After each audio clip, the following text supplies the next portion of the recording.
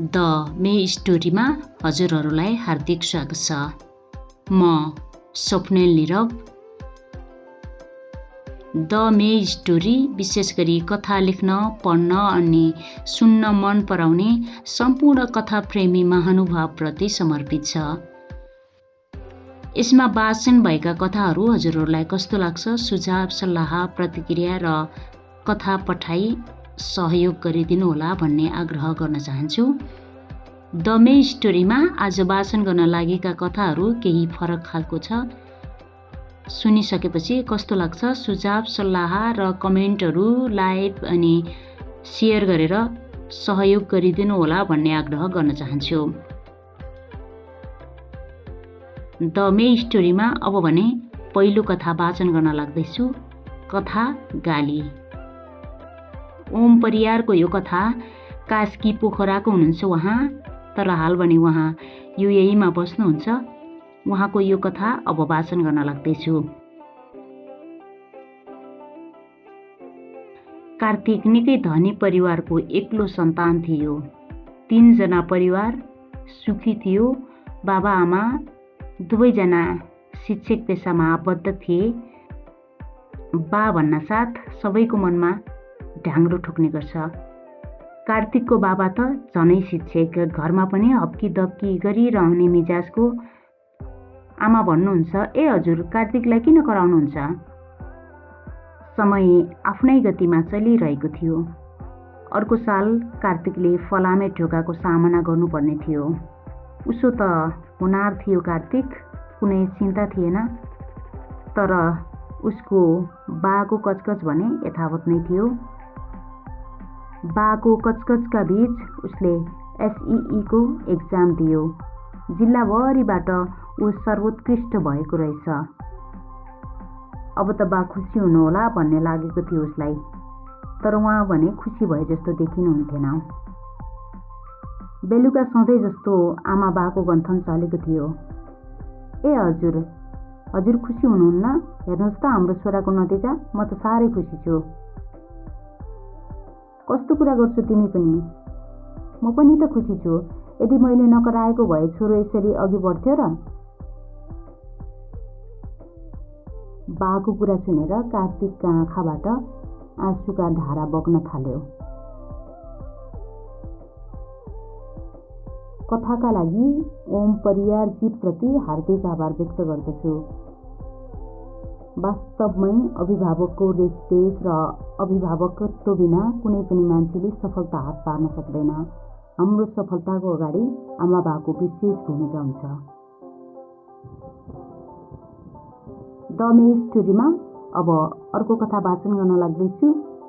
अल्पविरामको यो कथा मोबाइलमा हो। होइन हौ बुढा, यो फुच्चीले त भातै खान मानिन त। 1 दिन होइन, 2 दिन होइन, कति दुःख दिएकी हो यो फुच्चीले भन्दै फुच्चीकी आमा दुर्गाले 2 वर्षीय छोरी एलिसालाई कुट्न थालिन्। आमाको कुटाइले फुच्ची एलिसा कङ्कला स्वरले रोएको सुनेर बाबु शिव माथि तलबाट ओर्लिएर रुँदै गरेकी छोरीको हातमा मोबाइल राखिदियो।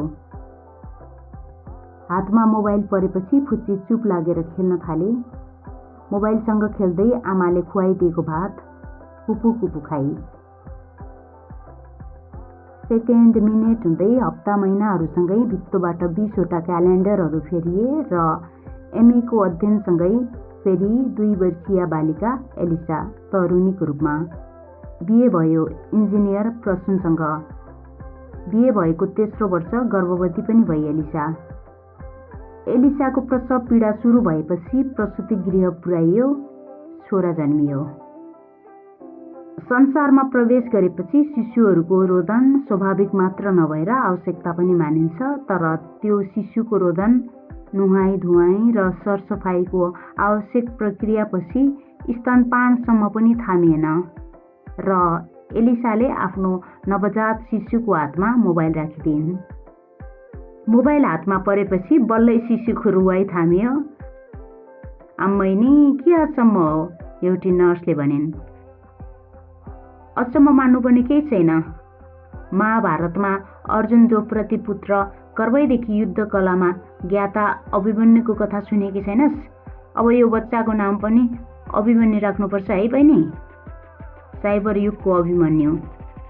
सुत्केरीतर्फ हेर्दै अर्की नर्सले भनिन्, नर्सका अनुसार नव अभिमन्युले मोबाइल हेर्दै उज्यालो अनुहारका साथ स्तनपान पनि गर्यो। सायद त्यो शिशुले मुख आवाजमा हँसिलो मुहारले भनिरहेको थियो, जय मोबाइल। अल्पविरामको कथा भर्खरै वाचन गरे। साँच्चै मोबाइलले अहिलेको पुस्तालाई खर्लप्पै निलिसक्यो। एकपटक हरेक अभिभावक र युवाले सोच्नुपर्छ कि हामीलाई मोबाइलले कहाँ पुर्याउनेछ। द मे स्टोरीमा अब अर्को कथा वाचन गर्न लाग्दैछु। अनुग्रह राणा मगर पुष्पजीको कथा प्रश्न। सन्तोष सानै छँदादेखि नै उसको आमा धर्मकर्ममा अति नै विश्वास गर्नुहुन्थ्यो रे। साइले आन्टीले भन्नुभएको अहिले आएर त्यही सिको साइले आन्टीले पनि गर्नुहुन्छ। मेरी आमा पनि धर्मकर्ममा रहँदै भगवानले टिपेर लगेको पनि आज 15 वर्ष भइसक्यो। पुरानो रीतिरिवाज हो या बाउ बाजेले मान्दै आएको संस्कृति थामिराख्नुपर्छ भन्ने मान्यता हो। यी कुराहरू बुझ्न मन लागिरहेको थियो।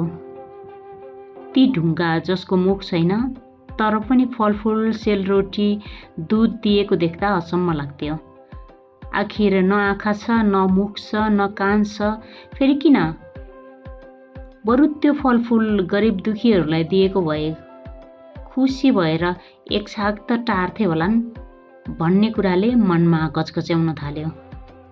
अनि यी कुराहरूको बारेमा जान्ने इच्छा गर्दै साइले आन्टीसँग प्रश्न राखे, आन्टी यो फलफुल, सेलरोटी, दुध किन ढुङ्गालाई दिनुभएको?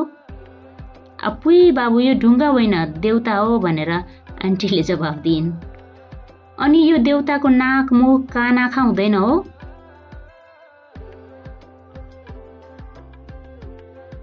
जवाफमा आन्टी मुख छोपेर हाँस्नुभयो।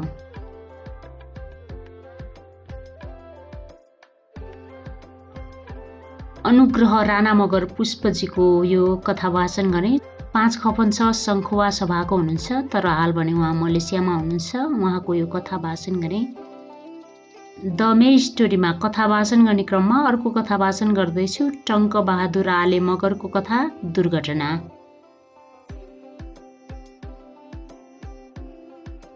दाइने गोरुले हलीलाई सोध्यो, हली दाई किन प्रत्येक भरा फर्कँदा लौरो बर्साउनुहुन्छ?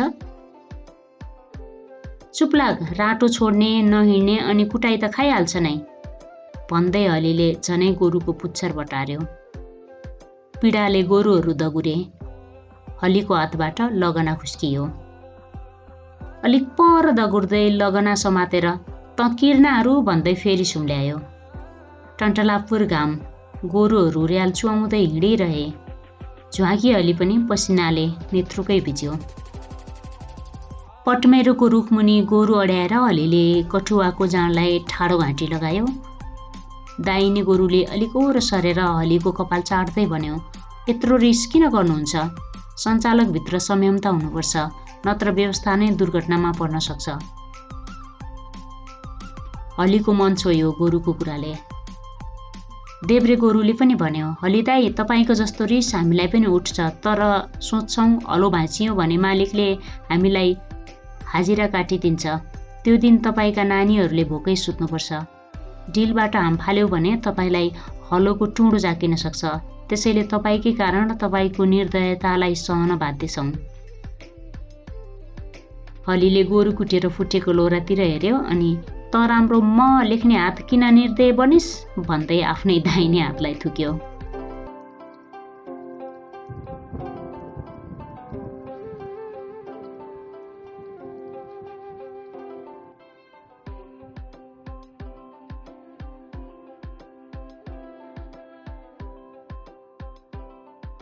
टङ्क बहादुर आले मगरको यो कथा वाचन गरे। दुर्घटना। त्रियुगा नगरपालिका 11 उदयपुरको हुनुहुन्छ उहाँ। द मे स्टोरीमा अर्को कथा वाचन गर्न लाग्दैछु। गोम विक्रमको विमति। गोम विक्रम कल्लाबारी पाल्पाको हुनुहुन्छ। अब उहाँको कथा। अन्तर्राष्ट्रिय चर्चा चलाए पनि तिम्रा रचनाहरूमा थुप्रै कमेन्ट गर्न सकिन्छ। तिम्रा मात्र होइन, दिग्गजहरूकै थुप्रै दोष, समस्या र आलोचनात्मक कुराहरू देख्छु। कुराकानीको क्रममा उसले भन्यो, सबैको मन एउटै हुँदैन, चित्त नबुझ्न सक्छ नि। साहित्य मात्र होइन, राजनीति पनि उही हो। एउटा नेताको भाषण सुन्यो, सत्तामा हुँदा महिमा गान गरेको कुरा सत्ताबाट हटेपछि त्यसैमा विरोध गरी खोइरो खन्न थाल्छ। कति चित्त बुझ्दैन। उसको तर्क थियो। म बोलिन। उसले फेरि भन्यो, ज्ञान विज्ञानका क्षेत्रमा पनि दोष देखिहालिन्छ। सबैमा यस्तै आलोचनात्मक कुरा भेटाउँछु अनि बोलिहाल्छु। उसैले देखाएका दोषहरूबाट निकै प्रभावित थिएँ। उसका बौद्धिक तर्कहरूमा घोत्लिन्थे, मुक्त कण्ठले प्रशंसा गर्थे। कतिपटक नयाँ विषयहरू फुट्थे मलाई। ऊ पनि आफ्नो तर्कमा बडो फुर्तिन्थ्यो र गफिन्थ्यो। उस्तै यो उसको दैनिकी नै थियो भन्दा पनि हुन्छ। विश्व परिप्रेक्ष्यमा सबैजसो कुरामा उसका सहमति र विमतिका कुराहरूबाट लगभग परिचित थिएँ म। प्रतिपक्षी भए सत्ता खुब हल्लाउँथ्यो होला कि? म व्यङ्ग्य गर्थेँ। होइन, मेरा कुरा फाल्तु लाग्छन् तिमीलाई? होइन, कुरा काट्न सजिलो छ, परिपुर्याउन गाह्रो पनि छ। दोषमुक्त काम वा सिर्जना गर्नमा तिम्रो क्षमता र योगदान हेर्ने मन छ अब, मैले भने। अनि विगतमा उसित चलेका कुराकानीहरूको प्रसङ्ग उठाएँ। राजनीति, दर्शन, साहित्य, सिनेमा, पत्रकारिता, समाजसेवा, विज्ञान, मनोरञ्जन, कुनै पनि विषय अछुतो देखिन। यसरी हेर्दा ऊ जीवित इन्साइक्लोपेडिया नै हो। अनि उसको जिन्दगी हेरेँ, परिवार र आफन्तमा बुझेँ। दोष दर्शनको तार्किक आडमा बाँचेको उसमा आफैले औँल्याएका विमति र दोषहरू पनि सम्झना थिएन। आफू पनि सधैँको अस्तव्यस्त भद्रगोल र दोषहरूको पर्याय मात्र। न त आफूमा उसैका तर्क बमोजिमको व्यवहार, सुधार र परिवर्तन नै थिए, तिनैमा उसका योगदानहरू हेरेँ, भेटिन। एक दिनको चिया गफमा उसित बोल्दै मैले तर्क गरेँ, तिमीले देखाएका विमति बमोजिमका विकल्पलाई साँच्चीकै व्यवहारमा उतारेर देखाइरहेका छौ। एउटा मात्र गतिलो उदाहरण हेरौँ न।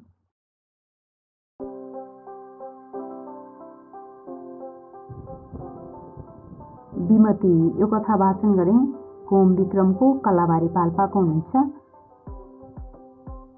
द मे स्टोरीमा आज फरक स्वादका फरक कथाहरू वाचन गरेँ। वास्तवमा कथा भनेको हाम्रो जीवनका अनमोल हिस्सा हुन्। आज वाचन गरिएका कथाका सम्पूर्ण कथाकारहरूप्रति हार्दिक आभार व्यक्त गर्दै म बिदा हुन्छु। नमस्कार।